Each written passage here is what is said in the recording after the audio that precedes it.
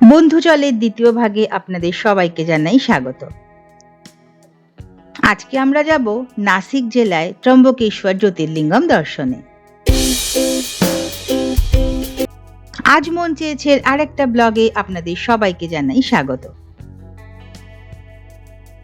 বিগত বছরের মতো এবছরও গোপা আর অর্পিতা এসে গেছে আমার সঙ্গে দেখা করতে 2000 কিলোমিটার পাড়ি দিয়ে, সেই কলকাতা থেকে মুম্বাইতে। এখন অবশ্য আমরা মুম্বাইতে নেই, এই মুহূর্তে আমরা আছি পুনেতে। আজ আমরা যাব নাসিক জেলায়। নাসিক জেলাতে দর্শন করব 12 জ্যোতির্লিঙ্গমের অন্যতম জ্যোতির্লিঙ্গম ত্রম্বকেশ্বর। সেই সঙ্গে নাসিকের আরও অনেক জায়গাতেও আমরা যাব। আপনাদের নিশ্চয়ই মনে আছে, গতবার বন্ধু চলে আমি আপনাদের নিয়ে গেছিলাম ভীমাশঙ্কর জ্যোতির্লিঙ্গমে। আমার সেই ব্লগে আপনারা সবাই খুব ভালোবাসা দিয়েছেন। আশা করছি এইবারও তার অন্যথা হবে না। খুব ভোরবেলা আমরা বেরিয়ে পড়েছি, 5:30টার সময়। ঘুটঘুট করছে অন্ধকার চারদিকে। এটা মহারাষ্ট্র কিনা, তাই 5:30টা একদম রাত। রাস্তা দেখেছেন, একদম কালো অন্ধকার। চাঁদ মামা আমাদের সঙ্গে সঙ্গেই আছেন এখনো।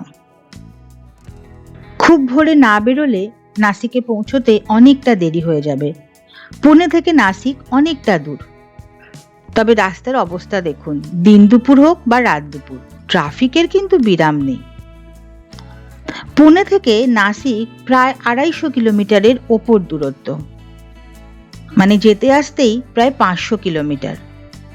তার মাঝে আবার কিছু ঘোরাঘুরিও আছে আমাদের, তাই এবারে হয়তো প্রায় 600 কিলোমিটার আপ ডাউনই লেগে যাবে। সেই জন্য খুব ভোরে বেরোনোটা ভীষণভাবে জরুরি ছিল। আমরা যাচ্ছি ত্রম্বকেশ্বর জ্যোতির্লিঙ্গম দর্শনে। 12 জ্যোতির্লিঙ্গমের অন্যতম হচ্ছে এই ত্রম্বকেশ্বর। গত বছর আমি আপনাদের নিয়ে গেছিলাম ভীমাশঙ্কর। আমার সেই ভিডিও আপনারা সবাই দেখেছেন আর তাকে খুব ভালোবাসাও দিয়েছেন। এবারে আমরা যাচ্ছি আরেকটা জ্যোতির্লিঙ্গম দর্শনে, এটাও মহারাষ্ট্রে। আসলে মহারাষ্ট্রে 3টে জ্যোতির্লিঙ্গম আছে, যেটা আমরা দেখেছি ভীমাশঙ্কর। আজকে যেটা দেখতে যাচ্ছি সেটা হচ্ছে ত্রম্বকেশ্বর। আর একটা আছে, তার নাম ঘিজনেশ্বর। সেটাও নিশ্চয়ই কোনো না কোনো সময় যাব এবং আপনাদেরও নিয়ে যাব। ইতিমধ্যে অল্প অল্প করে সূর্যি মামা উঁকি দিতে শুরু করেছেন। কি ভালো লাগে না এই সকালটা। মুম্বাইয়ের মতো কিন্তু পুনেতে ওয়েদার নয়, একদম আলাদা। মুম্বাইতে যেমন একদম ঠান্ডা পড়ে না, পুনেতে কিন্তু তা নয়। পুনেতে বেশ ঠান্ডা পড়ে।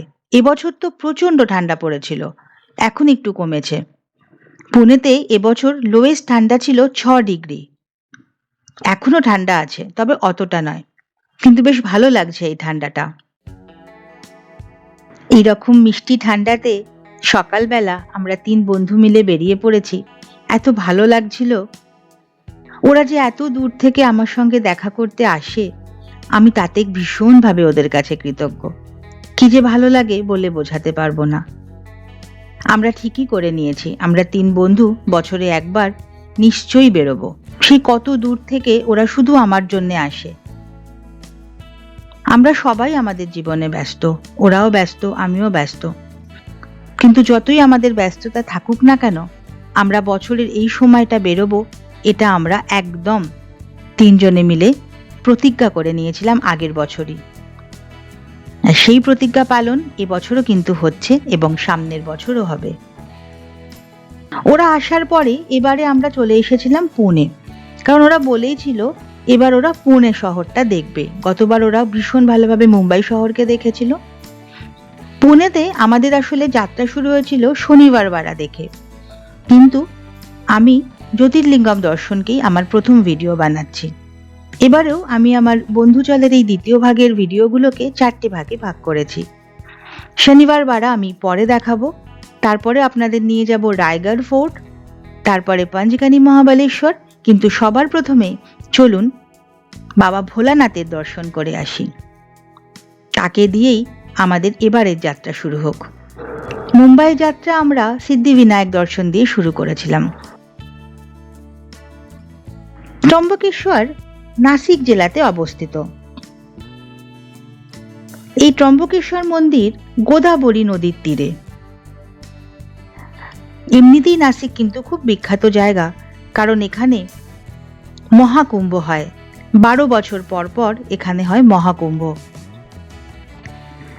ত্রম্বকেশ্বর অবস্থিত ব্রহ্মগিরি পর্বতের পাদদেশে। গল্প তো আমার চলতেই থাকবে, কিন্তু চলুন একটু ব্রেকফাস্ট করে নিই। সেই সকালে বেরিয়েছি, খিদে পেয়ে গেছে। রাস্তার ধারেই মোটামুটি একটা ছিমছাম হোটেল দেখে আমরা গাড়িটা দাঁড় করালাম। যা হোক, কিছু জলখাবার একটু খেয়ে নেওয়া যাক। গোপা অর্পিতাকে গাইড করার দায়িত্ব আমার, কারণ ওরা এখানকার মানুষ নয়, কিন্তু আমি আজ 20 বছর ধরে থাকতে থাকতে এখানকারই হয়ে গেছি। ওদেরকে বললাম, এই রাজগিরার যে লাড্ডু বা রাজগিরার বরফি তোরা কিনতে পারিস, খুব ভালো লাগবে খেতে। লজেন্স নিয়ে মজা করছে দেখুন। আসলে বাইরে বেরোলে আমাদের মধ্যে ছেলে মানুষিটা এত বেশি ভাবে বেরিয়ে আসে না, খুব ভালো লাগে। এই জন্যই তো আমরা বাইরে বেরোই। আসলে আমাদের সবার মধ্যেই একটা ছেলে মানুষ এখনো লুকিয়ে আছে। সংসারের চাপে, দায়িত্ব কর্তব্যের চাপে সেই ছেলে মানুষিটা কোথায় যেন হারিয়ে যায়। এই যখন আমরা তিনজনে একা একা বেরোই, তখনই সেটা খুব ভালোভাবে সামনে চলে আসে। ইতিমধ্যে আমাদের জলখাবার বা ব্রেকফাস্ট বা নাস্তা যাই বলুন এসে গেছে। গোপা বলল ও মহারাষ্ট্রের বিখ্যাত মিসেল পাও ট্রাই করবে। একটু বারণ অবশ্য আমি করেছিলাম, যাকে নিজে খেয়ে এক্সপিরিয়েন্সটা করা ভালো, তাই না? আমি আর অর্পিতা পোহার অর্ডার করে নিয়েছিলাম।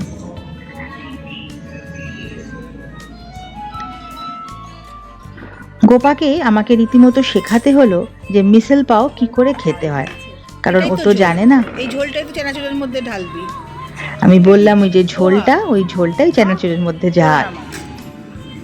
ওরম করে খায় না, ওই ঝোলটাকে ওর ভেতর ঢাল। ও দিয়েছে তো প্লেট। ও তুইও তোর জন্য প্লেট চাইলি?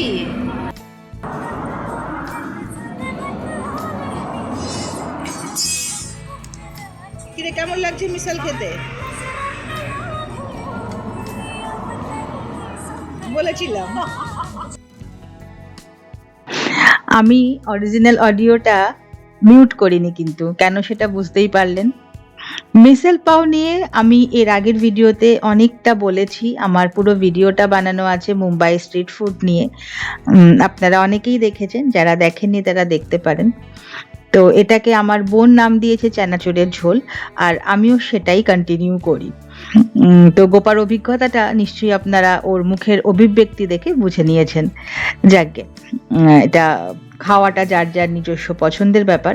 তবে মিসেল পাও কিন্তু মহারাষ্ট্র তথা মুম্বাই বা পুনে ভীষণই ফেমাস একটা স্ট্রিট ফুড। ইতিমধ্যে আমরা আবার রওনা দিয়ে দিয়েছি। দুধারে শুধু পাহাড় পর্বত, সেই সমস্ত পেরিয়ে আমরা এগিয়ে চলেছি আমাদের গন্তব্য নাসিকের দিকে। যে গল্পটা বলছিলাম, আমি মানে এই রাস্তার মাঝে মাঝে ফাঁকে ফাঁকে আমি তো গল্পটা বলতেই থাকবো, যেমন আমি আগের ভিডিওগুলোতেও করে থাকি। ত্রম্বকেশ্বর গোদাবরী নদীর তীরে অবস্থিত এবং ত্রম্বকেশ্বর ব্রহ্মগিরি পর্বতের পাদদেশে। ব্রহ্মগিরি আর সহ্যাদ্রি দুটো পর্বতমালাই রয়েছে এখানে। এই মন্দির প্রতিষ্ঠা হয়েছিল 1740 থেকে 1760-এর মধ্যে এবং করেছিলেন তৃতীয় পেশওয়া বালাজি বাজিরাও। উনি এই মন্দির প্রতিষ্ঠা করেন। এই মন্দির কিন্তু সি লেভেল থেকে প্রায় 3000 ফিট ওপরে, অনেকটা উচ্চতায় এই মন্দির।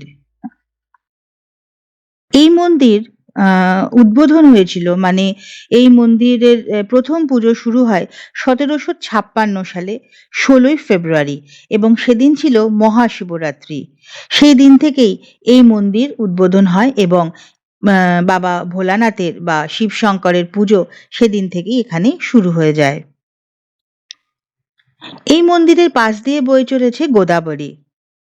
এখানে গোদাবরীর সঙ্গে আছে অরুণা এবং বরুণা, যে দুটো নদী কিন্তু অন্তঃসলীলা, তাদের দেখা যায় না। এবং এই 3 নদীর মিলন ক্ষেত্র কিন্তু এই নাসিক। এখানেও আছে ত্রিবেণী সঙ্গম এবং 12 বছর পর পর এখানেও অনুষ্ঠিত হয় মহাকুম্ভ। আজ আমরা সেই জায়গাটা দর্শনেও যাব। সামনের বছরই কিন্তু এখানে মহাকুম্ভ অনুষ্ঠিত হবে। আমরা প্রায় পৌঁছেই গেছিলাম, আর 10 কিলোমিটার মাত্র বাকি ছিল নাসিক শহরে। তার মধ্যে এই বিপত্তি। হঠাৎ দেখি সামনে একটা গাড়ি উল্টে গেছে। অতএব আমাদের গাড়িটাকেও দাঁড় করিয়ে দিল। এখন একে রেস্কিউ করা হবে, তারপরে গাড়ি ছাড়া হবে। কতক্ষণের যে ব্যাপার জানি না, কিন্তু অপেক্ষা করা ছাড়া কিচ্ছু করার নেই। চোখের সামনে গাড়িটা উল্টে গেল। অবশ্যই রেস্কিউ ভ্যানটা সঙ্গে সঙ্গে এসেও গেল। এখন দেখি আমাদের কতক্ষণ অপেক্ষা করতে হয়। আমরা বলেছিলাম যে এই একটু পাস দাও না, আমরা বেরিয়ে যাই, কিন্তু ওনারা শুনলেন না, বললেন না এটাকে আগে তুলবো তারপরে আপনারা যাবেন। অতএব অপেক্ষা করা ছাড়া কোনো রাস্তা নেই। দেখতে দেখতে এখানে ভিড়ও জমে গেল।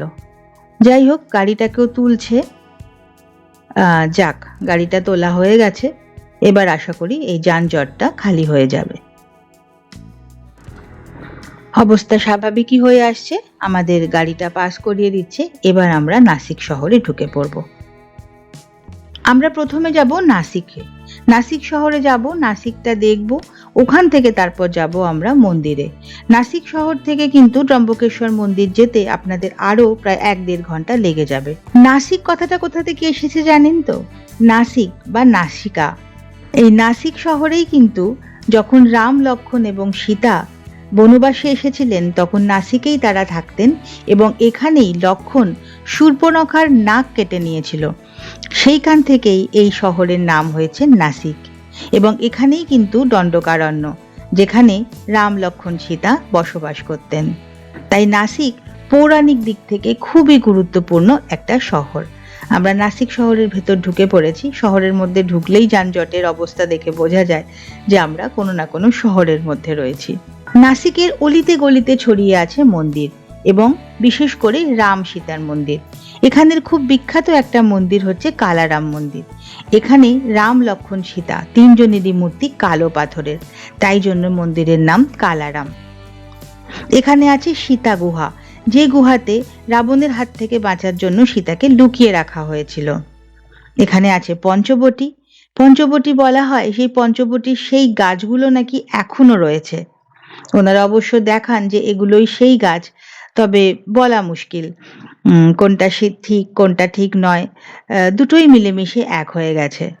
তবে একথা অনস্বীকার্য, নাসিক পৌরাণিক দিক থেকে খুবই গুরুত্বপূর্ণ একটি প্রাচীন শহর। একবার কল্পনা করে দেখুন তো, এই যে রাস্তাটা দিয়ে আমরা যাচ্ছি, এত গাড়ি ঘোড়া, এত যানবাহন, চারদিকে বড় বড় বাড়ি, এইসব কিছুই ছিল না। এটা ছিল জঙ্গলে ভরা, এটাই ছিল দণ্ডকারণ্য। চারদিকে শুধু ঘন জঙ্গল। তার মধ্যে রাম, লক্ষ্মণ, সীতা তাদের বনবাসের জীবনযাপন এখানেই করতেন।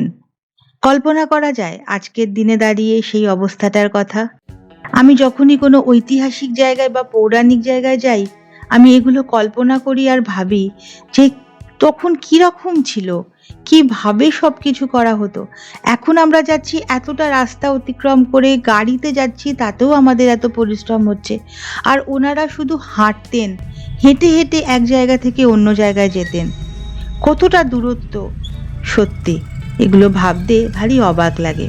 ইতিমধ্যে আমরা শহরের অনেকখানি ভেতরে ঢুকে পড়েছি। আমরা এখন যাচ্ছি সেই মহাসঙ্গমের জায়গাটাতে, ত্রিবেণী সঙ্গম, যেখানে কুম্ভ মেলা হয়, সেই জায়গা দর্শন করতে। আমি যখন 7 বছর আগে এসেছিলাম, সত্যি বলতে কি আমার মনেই হয়নি এটা ত্রিবেণী সঙ্গম বা এটা গোদাবরী নদী, এবং ভীষণই নোংরা ভাবে রাখা হয়েছিল। জানি না আজকে গিয়ে কি দেখব। সেই কথাই আমি আমার বন্ধুদের বলছিলাম হয়তো চেঞ্জ হয়েছে এই 7 বছরে অনেকটা, হয়তো পরিষ্কার হয়েছে, হয়তো জায়গাটা আরো সুন্দর করা হয়েছে। এখানে কিন্তু এই গোদাবরী নদীর তীরে কিন্তু পিণ্ডদানও করা হয়, আর গোদাবরীকে এখানকার গঙ্গা বলা হয়। গোদাবরী অত্যন্ত পবিত্র নদী। মহারাষ্ট্রের গঙ্গা বলতে গোদাবরীকেই বোঝানো হয়। ইতিমধ্যে আমরা গোদাবরী নদীর ওপরের একটা পুলের কাছে চলে এসেছি। এখানটা পেরিয়েই আমরা আরো ভেতরে, মানে শহরের আরো ভেতরে ঢুকবো। আমাদের দেশে যে কোনো কিছুকেই ঠিকমতো সংরক্ষণ করা হয় না, সেটা যেন সবকিছু দেখেই খুব ভালোভাবে বোঝা যায়। এই গোদাবরী নদীর দুপাশে দেখলেন কত নোংরা পলি বা মাটি জমে রয়েছে। এইটুকু নদী হয় কখনো বলুন তো? অবশ্য দেখতে পাবেনি বা কি করে, দুদিকে যা জাল তোলা ছিল। আমরা এসে গেছি এই গোদাবরী নদীর তীরে। এখান থেকে আমাদের এদের স্থানীয় অটো নিতে হবে, নিয়ে আমরা শহরের ভেতরের যা দ্রষ্টব্য জায়গা সেগুলো আমরা দেখব। আমরা একটা অটো নিয়ে নিয়েছি। আজকে এখানে হাটবার বলে কত রকমের জিনিস এখানে বিক্রি হচ্ছে। আমরা গোদাবরীর পাশ দিয়েই যাচ্ছি। সত্যি কথা, আমি 7 বছর আগে যা দেখেছিলাম 7 বছর পরেও একই অবস্থা। ভেবেছিলাম জায়গাটা হয়তো একটু পরিষ্কার হবে, একটু অন্যরকম হবে, কিন্তু না। আমি দেখে হতাশই হলাম। অটো দাদা বললেন সামনের বছরই নাকি মহাকুম্ভ, 12 বছর পর এই কুম্ভ মেলা বসে। আশা করছি সেই সময় নিশ্চয়ই এই জায়গাটা একটু পরিষ্কার হবে।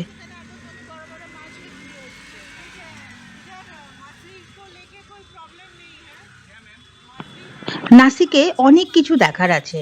আসলে যে কোনো পৌরাণিক বা প্রাচীন শহরেই আপনি প্রচুর মন্দির পাবেন। নাসিকও তার অন্যথা নয়। তার মধ্যে বিখ্যাত হচ্ছে কালারাম টেম্পল বা কালারাম মন্দির, যেটার কথা আমি বলছিলাম। এছাড়া আছে সীতা গুহা, পঞ্চবটী, দণ্ডকারণ্য। আমরা ভিড়ভাট্টা ঠেলে অলিগলি দিয়ে এগিয়ে চলেছি। গতবারে আমি যখন এসেছিলাম, মানে 7 বছর আগে যখন এসেছিলাম, তখন আমরা সীতা গুহাতে ঢুকেছিলাম। আমার ইচ্ছে ছিল এবারেও আমি আমার বন্ধুদের সেখানে নিয়ে যাই, কিন্তু অটো দাদার কাছে শুনলাম সীতা গুহা নাকি এখন বন্ধ আছে। সেখানে নাকি সংরক্ষণের কাজ চলছে, সেই জন্য সীতা গুহাতে ঢুকতে দেওয়া হচ্ছে না।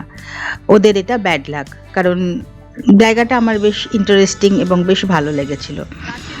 কথা বলতে বলতে আমরা চলে এসেছি ত্রিবেণী সঙ্গমে। এটাই সেই জায়গা, এখানেই বসবে সামনের বছর 12 বছর পর মহাকুম্ভ। এখানে আছে গোদাবরী মায়ের মন্দির এবং গঙ্গা দেবীর মন্দির। সন্ধেবেলা এখানে সন্ধ্যারতি হয় এবং এই জলেই সবাই কিন্তু প্রদীপ ভাসায়। এই সেই ত্রিবেণী সঙ্গম। অরুণা, বরুণা এবং গোদাবরী এই 3 নদীর সঙ্গম ক্ষেত্র এটা। অরুণা বরুণাকে দেখা যায় না, তারা অন্তঃসলীলা, শুধুমাত্র গোদাবরীকেই দেখা যায়। আমরা অটো থেকে নেমে ধীরে ধীরে গোদাবরীর ঘাটের দিকে এগিয়ে গেলাম।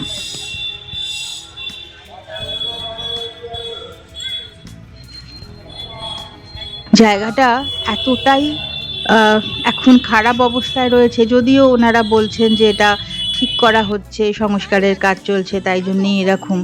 আশা করি আমি খুব তাড়াতাড়ি এই সমস্ত জায়গাটা খুব সুন্দরভাবে সেজে উঠুক, মহাকুম্ভের আগে তো বিশেষ করে।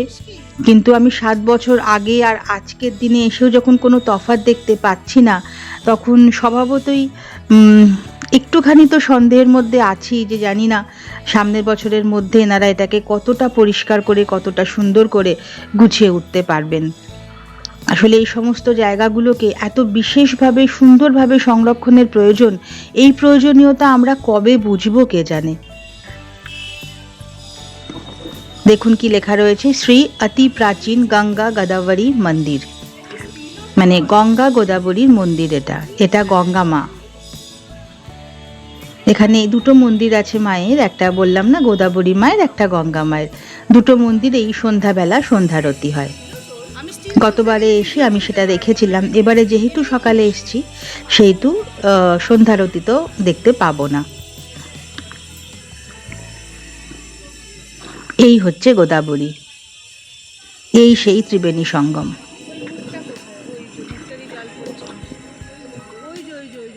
কিন্তু বলতে খুব খারাপ লাগছে, জল অত্যন্ত নোংরা, এতটাই নোংরা যে আপনার একটুখানি জল নিয়ে মাথায় ছিটোতেও বোধহয় ইচ্ছে করবে না।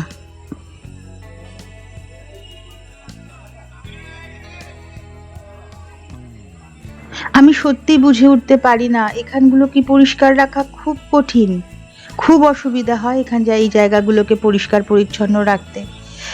কি জানি।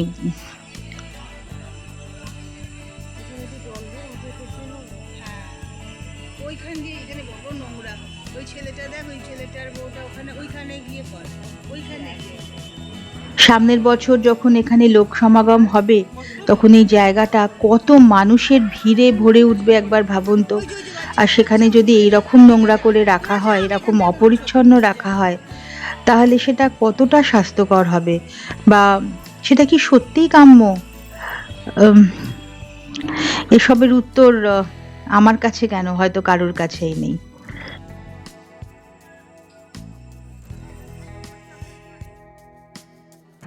তবে একটা কথা আমি বলতে পারি, শুধুমাত্র সাফাই কর্মীদের দোষ দিয়ে লাভ নেই।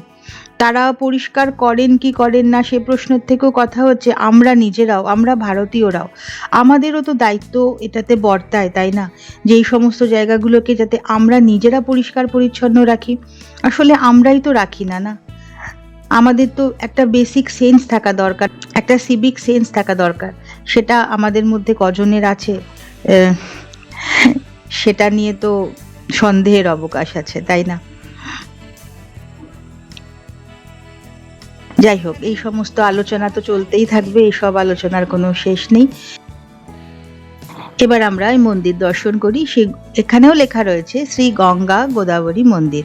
এটা গোদাবরী মায়ের মন্দির। আর দেখুন এখানে লেখা রয়েছে অরুণা বরুণা গোদাবরী ত্রিবেণী সঙ্গম, যেটা আমি আপনাদের বলছিলাম।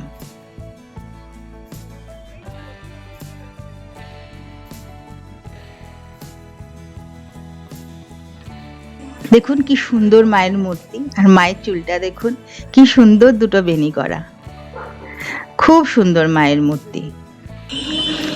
এখান থেকেই অপোজিটেই সামনে গেলেই আপনি এই মন্দিরটা দেখতে পাবেন। এটা স্বয়ম্ভু অর্ধনারীশ্বর মন্দির, মানে অর্ধেক পার্বতী এবং অর্ধেক শিব।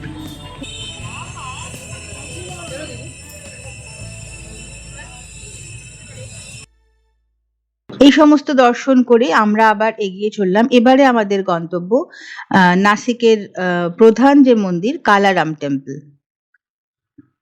সেই কালারাম মন্দিরের উদ্দেশ্যে আমরা এবার যাচ্ছি। কাশী হোক বা নাসিক, রাস্তা কিন্তু সব জায়গায় সেই একই না। কথায় বলে না কাশীর গলি খুব বিখ্যাত, আমি তো এখানেও সেরকমই দেখতে পাচ্ছি। আসলে যে কোনো ধর্মস্থানে গেলেই বোধহয় এই একই দৃশ্য চোখে পড়ে, তাই না? সব জায়গার বোধহয় এই, মানে এই সাদৃশ্য সব জায়গাতেই আছে। দেখুন যেন মনে হচ্ছে আমরা একদম কারোর বাড়ির দালানের ওপর দিয়ে চলেছি, এতটাই সরু সরু সব গলি।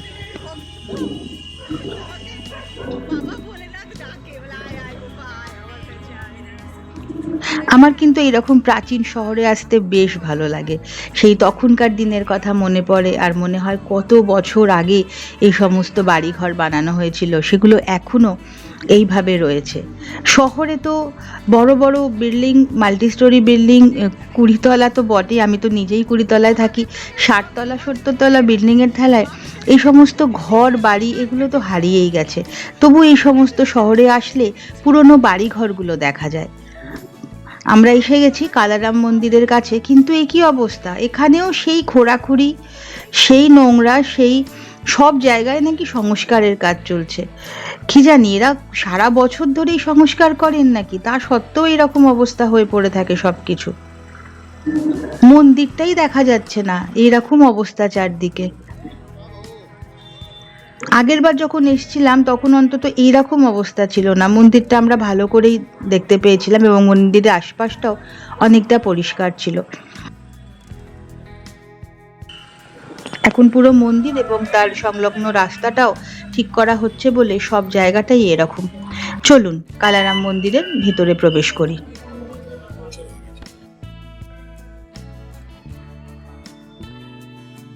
যদিও মন্দিরের ভেতরে ছবি তোলা নিষেধ, কিন্তু আমি যতটুকু পেরেছি আপনাদের দেখাবো বলে লুকিয়ে লুকিয়ে কিছুটা ভিডিও আমি নিয়েছি।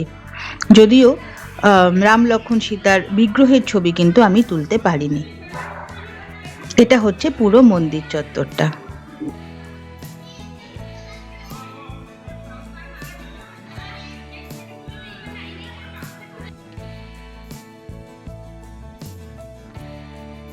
এটাই মূল মন্দির। আমরা দর্শন করে বেরিয়ে এসেছি। এবার বাইরেটা একটু আপনাদের ঘুরিয়ে দেখিয়ে দিই।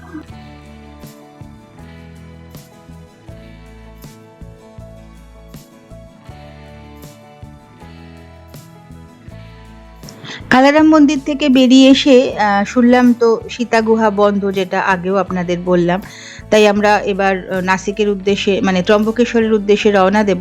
তার আগে আপনারা এই জায়গাটা দেখুন। এই যে পার্টিকুলার জায়গাটা, এই জায়গাটাতেই নাকি সীতা কুটির করেছিলেন, এবং এই যে ব্রিজটা দেখছেন, এই ব্রিজের সামনে থেকে নাকি লক্ষণ তার লক্ষণ রেখা কেটেছিলেন, যাতে সীতা সেই লক্ষণ রেখাকে পেরিয়ে আসতে না পারেন। এমনটা আমাদের অটো দাদা বললেন। এবার আমরা শহর থেকে বেরিয়ে যাচ্ছি, কারণ মেন সিটি থেকে ত্রম্বকেশ্বর মন্দির প্রায় 1-1.5 ঘন্টার দূরত্ব। নাসিক শহরকে পেছনে ফেলে আমরা এবার ত্রম্বকেশ্বরের উদ্দেশ্যে। আমরা এসে পৌঁছে গেছি মন্দিরের একদম সামনে। এখানেই আমাদের গাড়িটা রেখে আমাদের এবার এই প্রবেশ পথ দিয়ে ভেতরে যেতে হবে। দেখুন বাইরের গেটেই মহামৃত্যুঞ্জয় মন্ত্রটা লেখা রয়েছে। সমস্ত মন্দিরের সামনেই যেমন থাকে, এখানেও ঠিক তাই। দুধারে নানা রকম জিনিসের পসরা, বিশেষ করে পুজো সামগ্রী। এই সমস্ত জিনিসগুলো কিন্তু চট করে অন্য কোথাও পাওয়া যায় না, যতটা সহজভাবে আপনি যে কোনো মন্দিরের সামনে এগুলো পাবেন।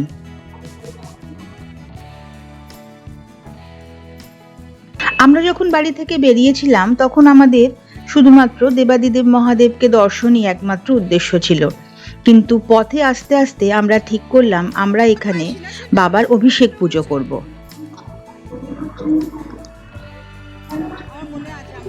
সেই মতো আমি খুঁজছিলাম কার সাথে কথা বলা যায়, যাকে বলতে পারি যে আমরা এখানে অভিষেক পুজো করতে চাই, তার জন্য কি কি করতে হবে বা কিভাবে তার ব্যবস্থা করা যায়। আচ্ছা, এখানে আমি আপনাদের একটা কথা বলি, সেটা হচ্ছে ত্রম্বকেশ্বর মন্দির দর্শনে যখন আসবেন, এখানে কিন্তু 2 রকমের লাইন হয়। একটা হচ্ছে ফ্রি লাইন, যেখানে কোনো পয়সা কড়ি লাগবে না, আপনি ফ্রিতে লাইন দিন, বাবাকে দর্শন করুন। আর একটা হচ্ছে স্পেশাল লাইন, সেই লাইনের জন্য আপনাকে 200 টাকা মাথা পিছু দিতে হবে। আমি যখন 7 বছর আগে এসেছিলাম তখনও 200 টাকাই রেট ছিল। আমি সেই 200 টাকা দিয়েই আমি মা, বাবা, মাসি সবাই দর্শন করেছিলাম, কারণ নর্মাল যে লাইনটা হয় সেই লাইনে এত ভিড় থাকে। আচ্ছা, এই দেখুন একদম মন্দিরের সামনে, এটাই শ্রী ত্রম্বকেশ্বর মন্দির। হ্যাঁ, যেটা বলছিলাম, তো সেই লাইনে প্রায় আপনাকে 4-5 ঘন্টা দাঁড়াতে হতে পারে, যেটা ফ্রি লাইন। আর যেটা পয়সা দিয়ে লাইন দেওয়া, সেটাতেও দাঁড়াতে হবে আপনাকে, তবে অপেক্ষাকৃত কম, মানে হয়তো ওই 1.5-2 ঘন্টা মতো।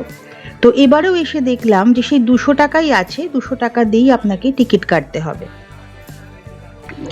যেখান থেকে আমরা পুজো নিচ্ছিলাম, আমি সেই দাদাকেই বললাম যে আমরা এরকম অভিষেক পুজো করতে চাই।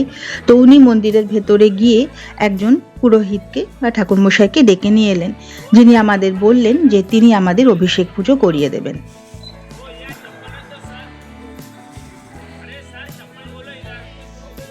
অভিষেক পুজোর জন্য মাথা পিছু 1100 টাকা করে লাগবে, কিন্তু তার আগে আমাদের ওই টিকিটটা কেটে আনতে হবে, যেটা 200 টাকা করে কাটতে হবে।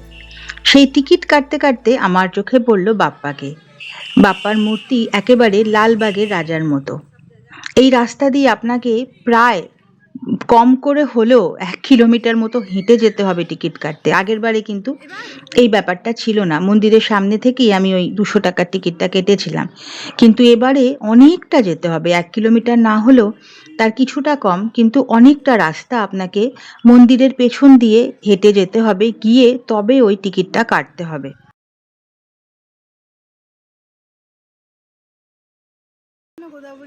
হাঁটতে হাঁটতে আমরা এসে পৌঁছলাম গোদাবরীতে।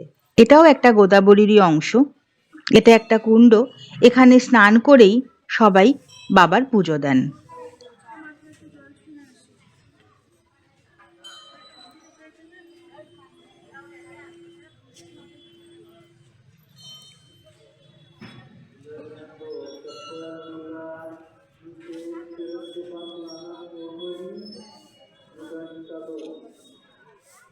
তবে আমরা অবশ্য এই কুণ্ডে স্নান করিনি, শুধুমাত্র মাথাতে একটু জল ছিটিয়ে নিয়েছিলাম।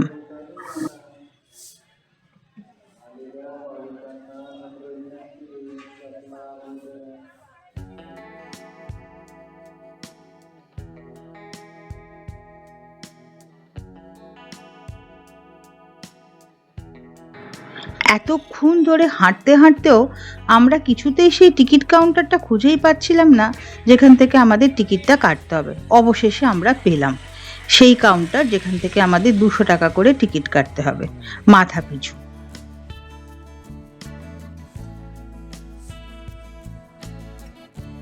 সেখানে গিয়ে আমরা টিকিট কাটলাম এবং এই টিকিট কাটার একটা ব্যাপার, সেখানে শুধু টিকিট কাটা না, আপনার পুরো বায়োমেট্রিক টেস্ট হবে, আপনার ফটো তোলা হবে।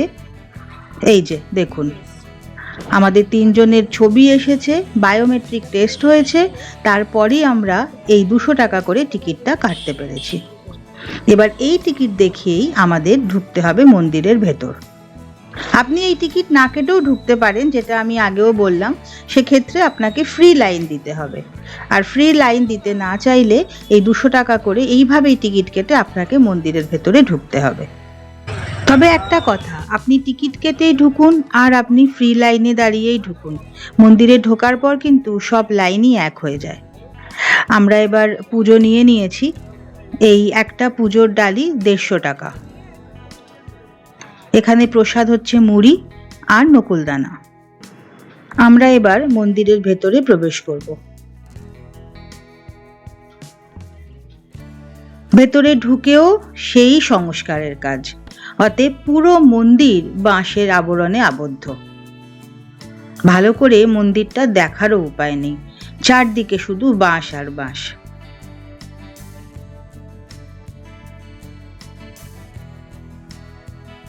সামনের বছর মহাকুম্ভ বলে হয়তো এর তোড়জোড়টা আর একটু বেশি।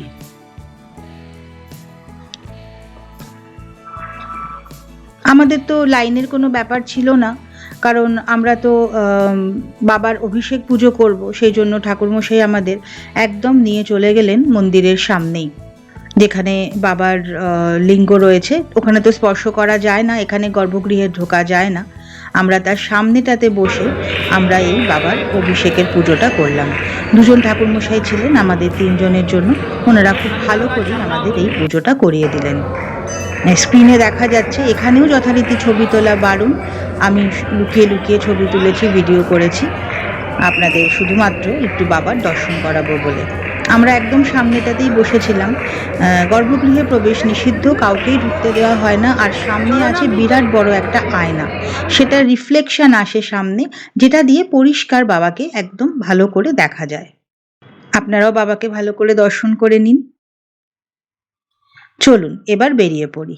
পুজো শেষে এবার আমরা বেরিয়ে পড়লাম মন্দির থেকে। এবার আমাদের ফেরার পালা। আমাদের অনেকটা রাস্তা পাড়ি দিতে হবে, বলেছিলাম না প্রথমেই, প্রায় আপ ডাউন মিলিয়ে আমাদের প্রায় 600 কিলোমিটার এইবারে যাত্রাপথ। তাই অনেকটা রাত হয়ে যাবে পৌঁছতে, খুব বেশি দেরি করা আমাদের চলবে না। যেতে যেতে আমি আপনাদের পুরো মন্দির চত্বর একটুখানি ঘুরিয়ে দেখিয়ে দিচ্ছি। ভিডিওটা আমি এখানেই শেষ করব। আপনাদের কেমন লাগলো অতি অবশ্যই কিন্তু আমাকে জানাবেন।